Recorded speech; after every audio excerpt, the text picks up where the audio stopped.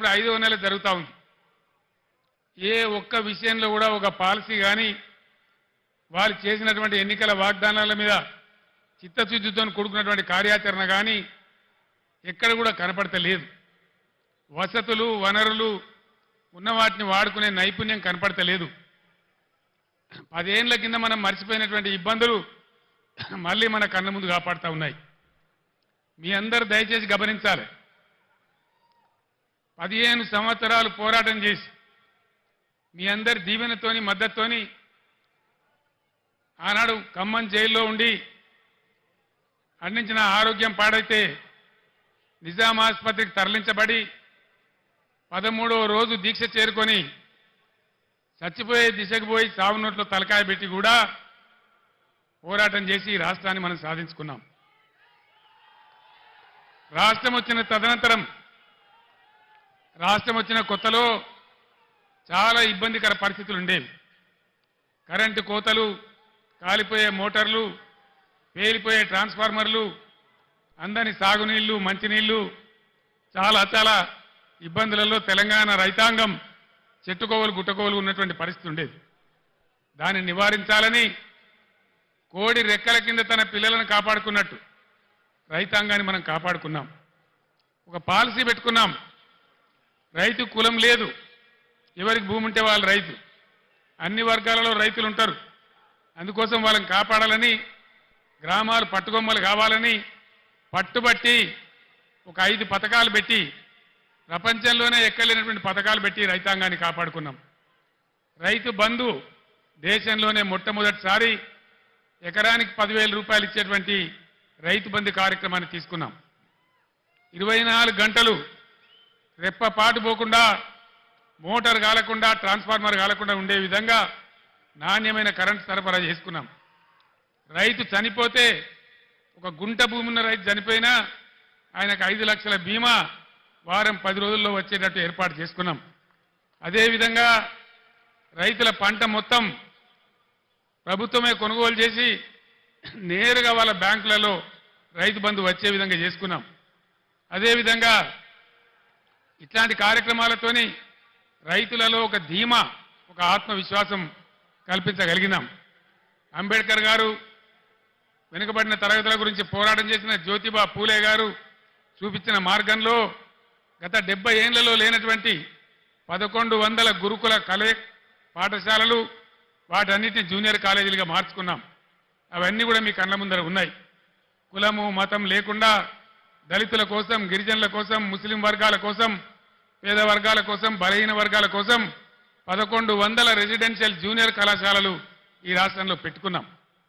దళిత బిడ్డలు, బీసీ బిడ్డలు, ఓసీ బిడ్డలలో కూడా నిరుపేదలు, గిరిజన బిడ్డలు ఎవరు కూడా విదేశాలకు పోయి చదువుకుందామంటే 20 లక్షల రూపాయల ఓవర్సీస్ స్కాలర్షిప్ ఇచ్చుకున్నాం. ఈరోజు ఇవన్నీ కూడా మాయమైనాయి. గత 5 నెలల్లో ఒక్క బిడ్డకు కూడా ఓవర్సీస్ స్కాలర్షిప్ ఈ ప్రభుత్వం ఇవ్వడం లేదు. దళిత వాడలు ధనిక వాడలు కావాలని దేశంలోనే ఎక్కడ లేనటువంటి విప్లవాత్మకమైనటువంటి మార్పు, సంవత్సరానికి 1 లక్ష కుటుంబాలు, 2 లక్షల కుటుంబాలు బాగు చేసుకుంటూ పోవాలని 10 లక్షల రూపాయలు ఇచ్చుకుంటూ ఒక కుటుంబానికి దళిత బంధు కార్యక్రమాన్ని తీసుకున్నాం. ఈరోజు కాంగ్రెస్ పార్టీ వాళ్ళు చెప్పినారు, కేసీఆర్ 10 లక్షల రూపాయలు ఇస్తా ఉన్నాడు, మా ప్రభుత్వం వస్తే మేము 12 లక్షల రూపాయలు ఇస్తాం అని ఆనాడు వాళ్ళు మాయ మాటలు చెప్పినారు. 1,30,000 మంది దళితులకు బీఆర్ఎస్ గవర్నమెంట్లోనే దళిత బంధు శాంక్షన్ చేసినాం. ప్రొసీడింగ్స్ ఇచ్చినాం. డబ్బులు జిల్లా కలెక్టర్లకు పంపించినాం. 12 లక్షలు ఇస్తామని నమ్మబలికిన ఈ కాంగ్రెస్ ఏం చేసింది? ఈరోజు ఒక్కలకు కూడా ఇవ్వడం లేదు. 10 లక్షలు కూడా ఇవ్వడం లేదు. 12 లక్షలు కాదు, కలెక్టర్లకు వచ్చినటువంటి డబ్బులు అకౌంట్లన్నీ ఫ్రీజ్ చేసి ప్రభుత్వం వాళ్ళ డబ్బులు వాపసు తీసుకున్నది. నేను ఒక్కటే మాట మీకు మనవి చేస్తా ఉన్నా, దయచేసి దళిత సమాజంలో ఉండే మేధావులు, దళిత యువత మీరు తీవ్రంగా ఆలోచన చేయాలి. మౌనంగా ఉంటే మన సమస్యలు పరిష్కారం కావు. పోరాటం చేయకుండా ఇది రాదు. నేను ప్రభుత్వానికి కూడా హెచ్చరిక చేస్తా ఉన్నా, 1,30,000 మంది దళిత బిడ్డలను నేనే స్వయంగా తోడుకొని వచ్చి సెక్రటరియట్ పక్కన అంబేద్కర్ కాడ దీక్ష బట్టి మీ మెడలు వంచి అవన్నీ కూడా వాళ్ళకి ఇప్పిస్తామని మనవి చేస్తా ఉన్నా. ఇవాళ దళిత బిడ్డలకు నేను మనవి చేస్తా ఉన్నా. మరో ఎలక్షన్ వచ్చింది, పార్లమెంట్ ఎలక్షన్. 5 నెలలు గడిచినాయి కాంగ్రెస్ పార్టీ హామీ ఇచ్చి. మీ గ్రామాలకు, మీ మండలాలకు, మీ పట్టణాలకు వచ్చే కాంగ్రెస్ నాయకులను మీరు నిలదీయండి, అడగండి. ప్రజాస్వామ్యంలో మనకు హక్కున్నది. ఏమయ్యా మా దళిత బంధు ఏమైంది, మా ప్రొసీడింగ్స్ ఎందుకు రద్దు చేసిండ్రు, మీరు 12 లక్షలు ఇస్తామన్నారు కదా, అవి ఎక్కడ పోయినాయి అని చెప్పి నిలదీయండి, అడగండి అని చెప్పి నేను మనవి చేస్తా ఉన్నా. ఇవన్నీ మనం మౌనం పాటిస్తే కాదు, సందర్భం వచ్చినప్పుడు స్పందించాలి, అడగాలి, నోరు తెరవాలి, పోరాటం చేయాలి. అప్పుడే సాధ్యమవుతుంది. దానికోసం రేపు మీ ఎంపీ కాబోయే జ్ఞానేశ్వర్ గారు మొత్తం బీఆర్ఎస్ పార్టీ మీకు అండగా ఉంటుందని కూడా నేను మీ అందరికి హామీ ఇస్తా ఉన్నా.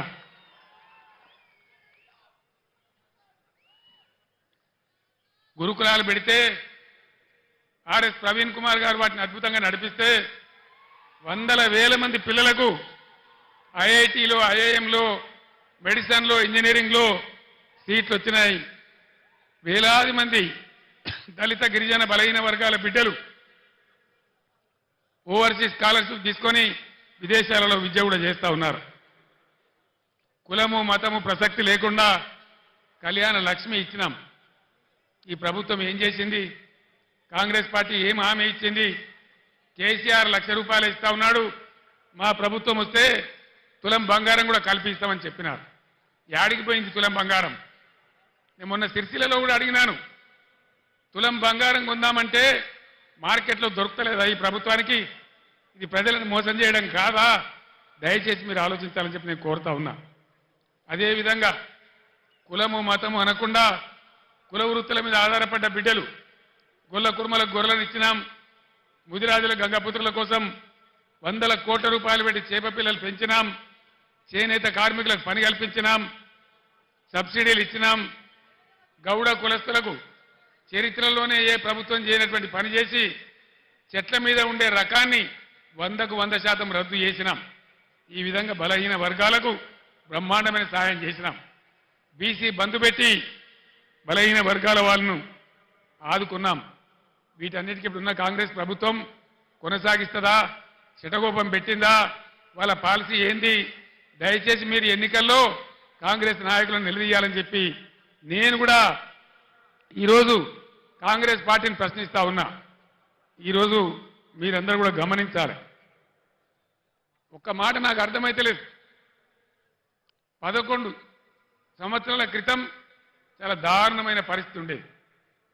1.5 సంవత్సరంలో కరెంటును బ్రహ్మాండంగా తయారు చేసి రైతాంగానికి, ఇళ్లకు, పరిశ్రమలకు, ఐటీ రంగానికి అందరికి కూడా 24 గంటల సరఫరా 9 సంవత్సరాల పాటు ఇచ్చినాం. కేసీఆర్ పక్కకు పోగానే కరెంట్ ఎందుకు మాయమైంది?